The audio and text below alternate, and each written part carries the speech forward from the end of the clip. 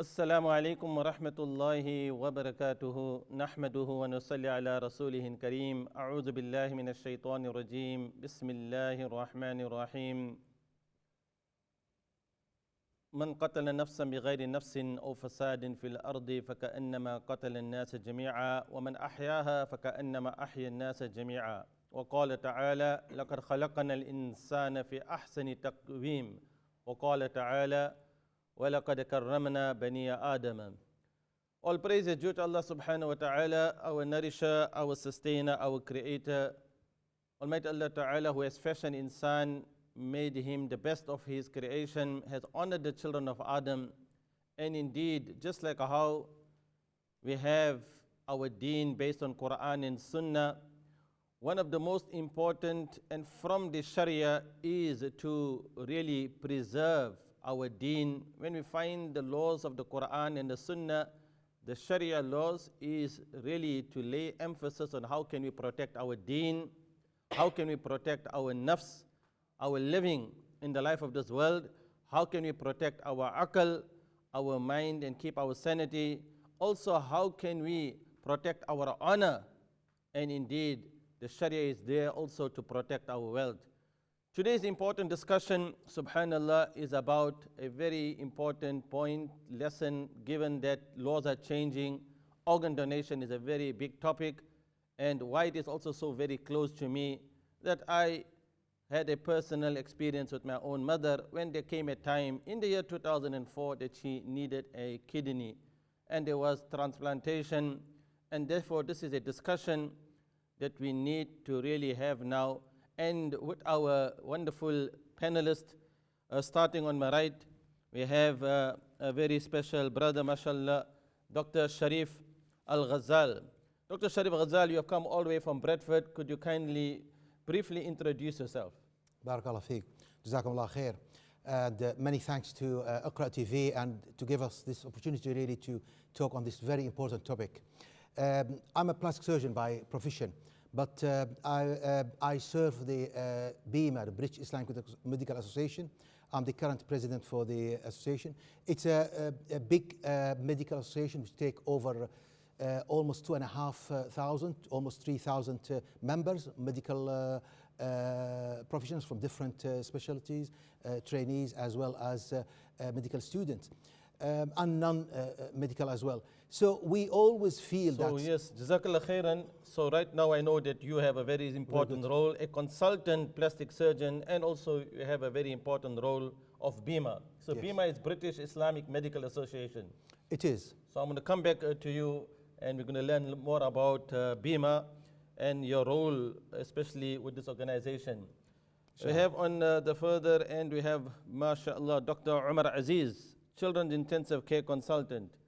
A little more background about yourself. MashaAllah, Jazakallah. So I'm a Children's Intensive Care Consultant in Bristol, and I also am the clinical lead for children's organ donation in the Southwest. I have been working with BIMA recently in terms of facilitating the discussion around organ donation and what it means to Muslim community and how we should be starting to think about it, and also trying to address some of the misinformation out there from that point of view in terms of what the new law entails, who it's applicable to and not, and try facilitating that discussion. Barakallahu feek. And on my left I have here, mashallah, a Maulana Dr. Mansoor Ali. MashaAllah, Maulana, it's good to have a Maulana. And you say doctor. Now, are you a medical doctor or PhD? Oh, PhD, yes. A little bit about yourself. Okay. Assalamu alaikum wa rahmatullahi wa barakatuh. Nahmaduhu nusalli ala Rasulil Kareem. Amma ba'd. So I'm a lecturer in Islamic Studies at Cardiff University. I teach Islamic Studies, I teach Arabic, I teach Islam and bioethics. And I am also a khatib in the local mosque, which is known as Darul Isra Mosque. I live in Cardiff. Originally, I'm from Oldham.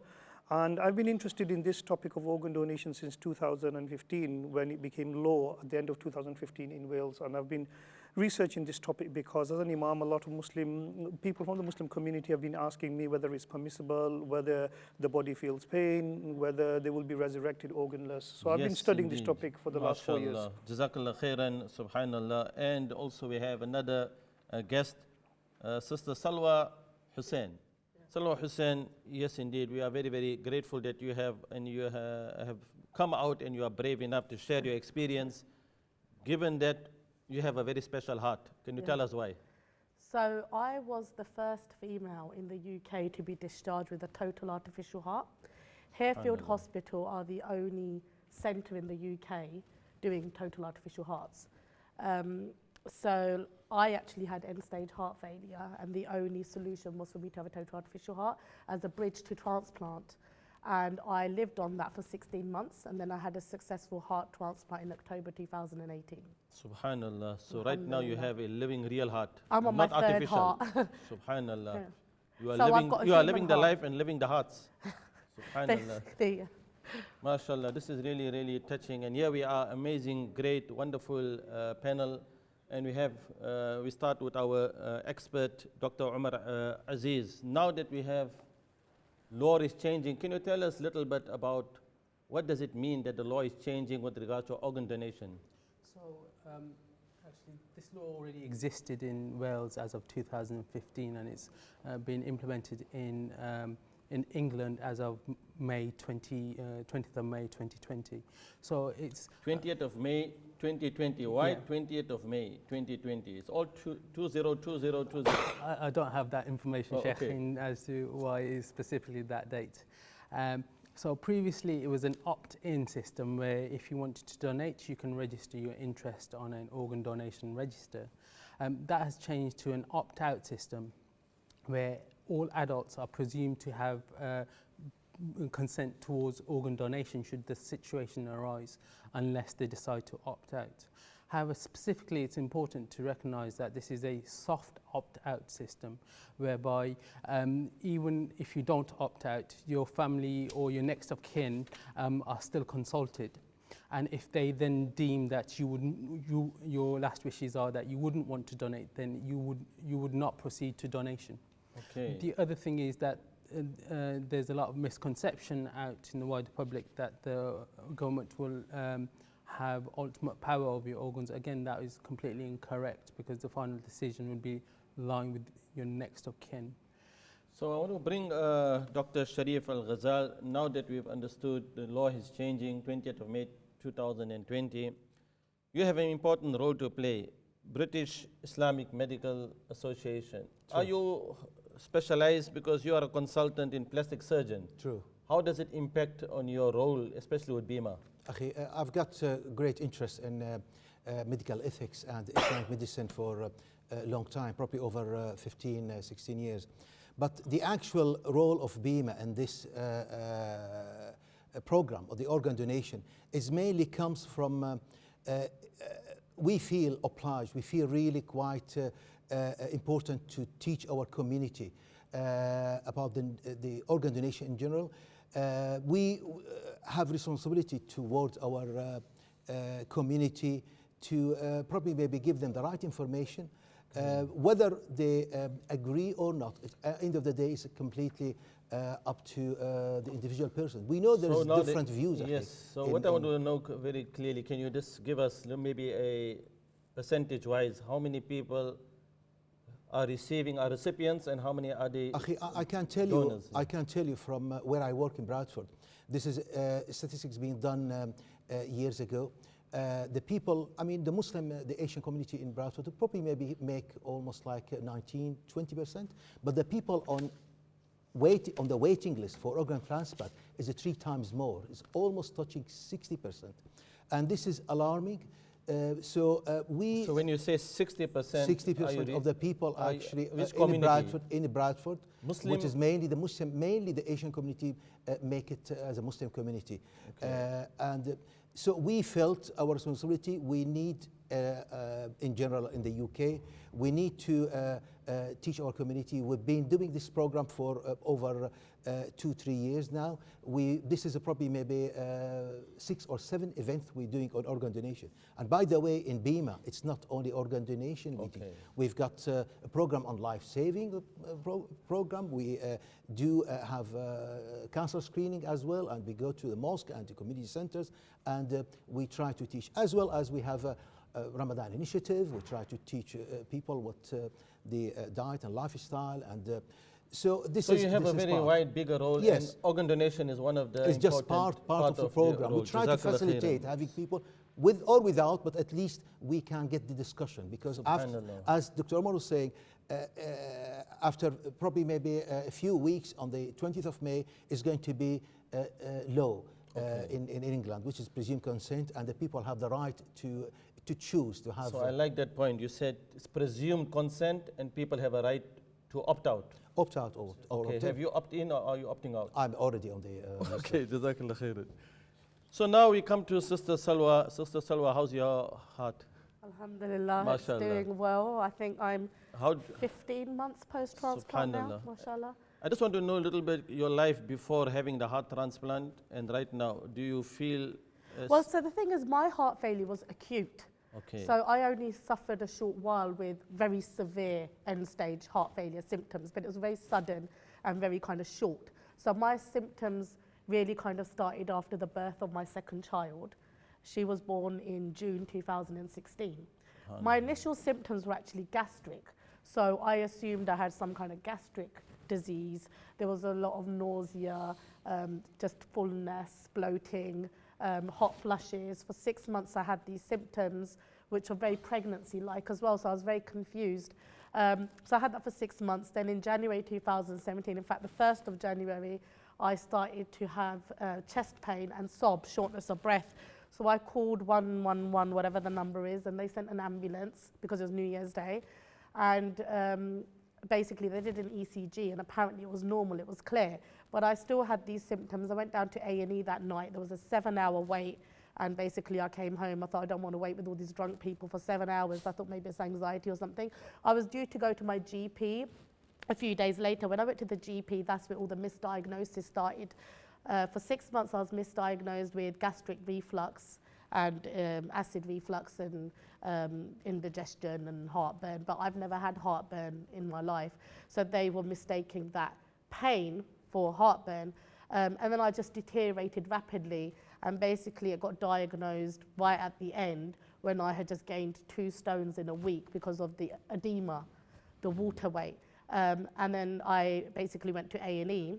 Okay. I admitted myself to A&E, my local A&E. I was there for 4 days in ITU, and then I was blue lighted to Harefield Hospital in Uxbridge, which is one of the top centres in the world for heart and lung problems. And what had actually happened was, I mean, on the 16th of June, I was told I had heart failure. On the 20th of June, I was told I needed a heart transplant. So it was all very dramatic. And on the 25th of June, it was Eid that day, and I was put into an induced coma with the view of getting a device called an LVAD, which would basically just help my heart pump. But what happened was that my right side had gone as well. So both sides had gone. So the only way to save my life was to give me a total artificial heart.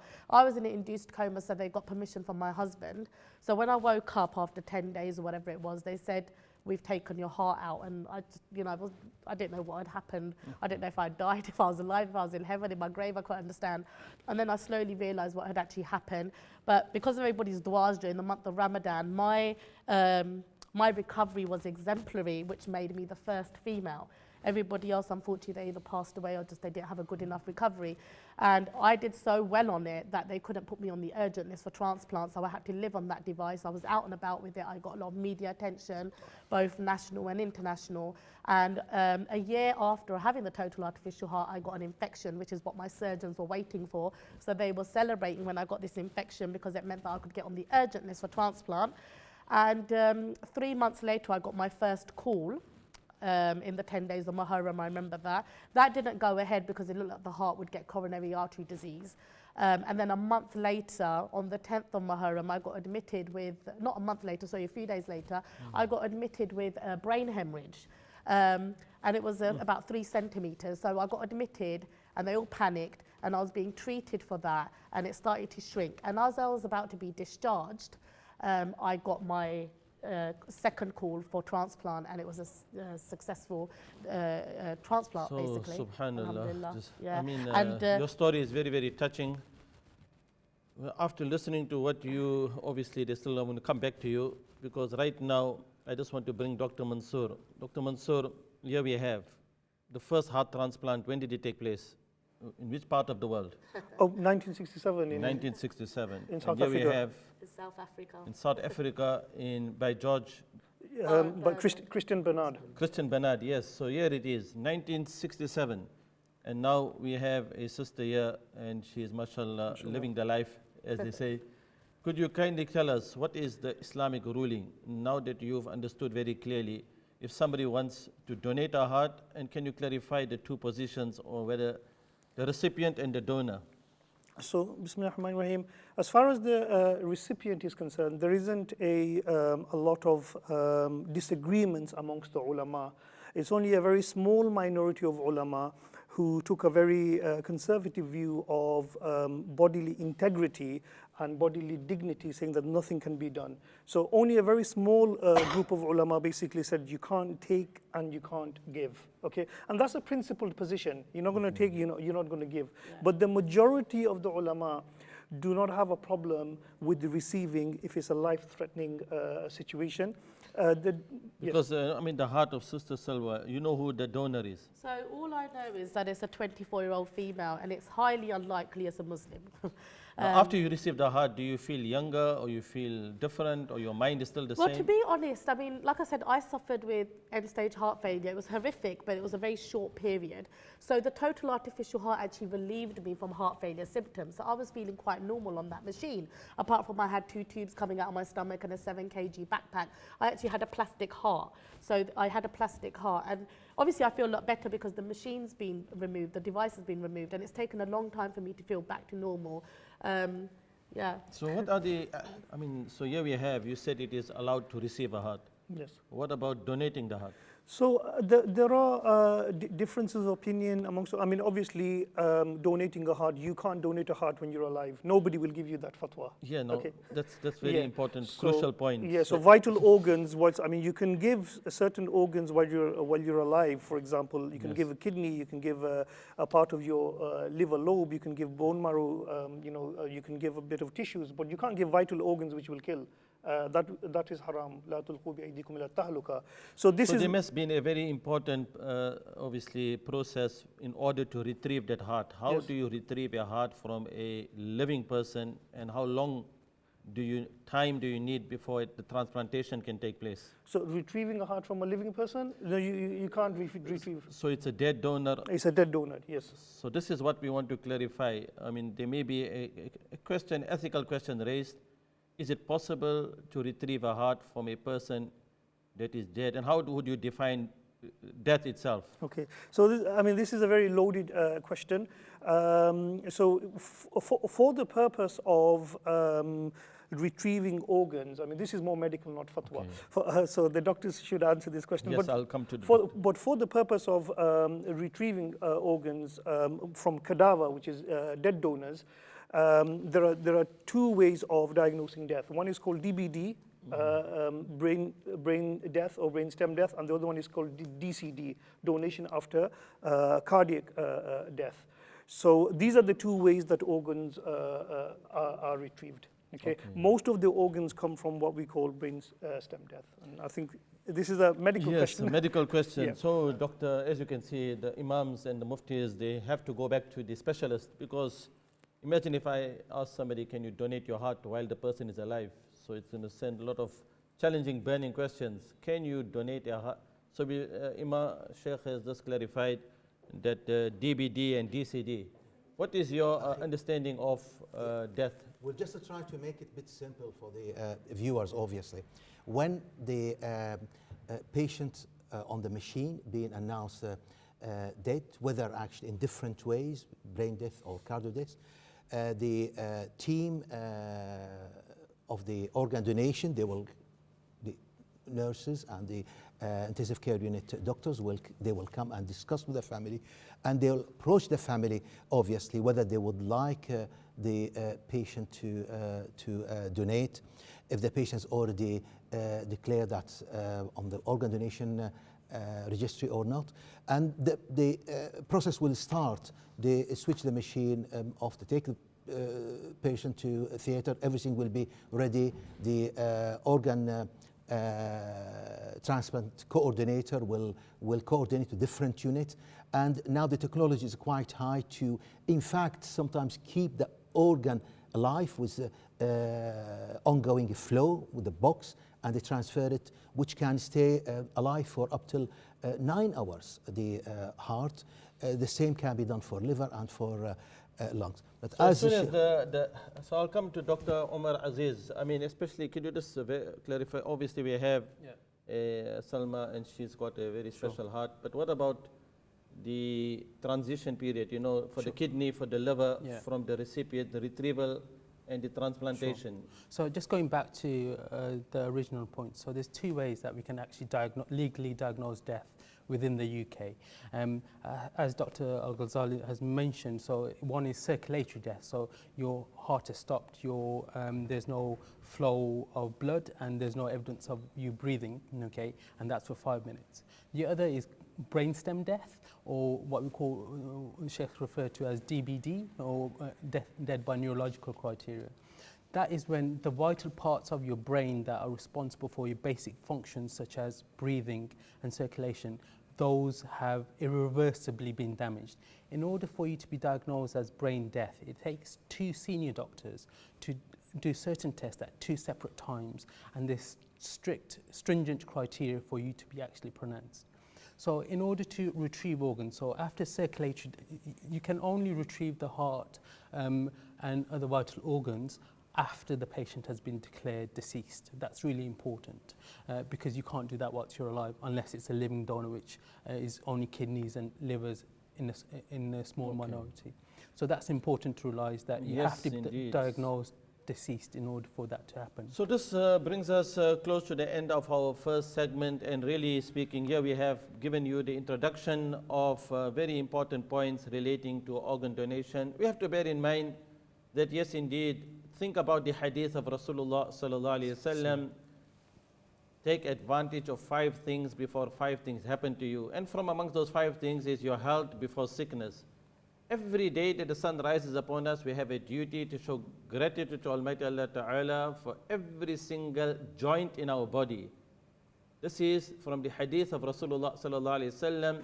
Can you imagine the condition of a person when he loses a very vital organ of his body? So this is how we have to be grateful to Almighty Allah Ta'ala. Look at the siha and the life that we have, and take advantage of it before circumstances, condition may change. Life transformation. And hence here we are having an important discussion to understand what is the Islamic perspective to organ donation. And the muftis cannot give a ruling until and unless they listen to the consultants and the surgeons and the specialists. So after the break, we're going to go into a further discussion, and also the lines will be open, so you have an opportunity to pose your burning questions to our wonderful, great panelists. Until after the break, keep watching. Assalamu alaikum wa rahmatullahi wa barakatuh.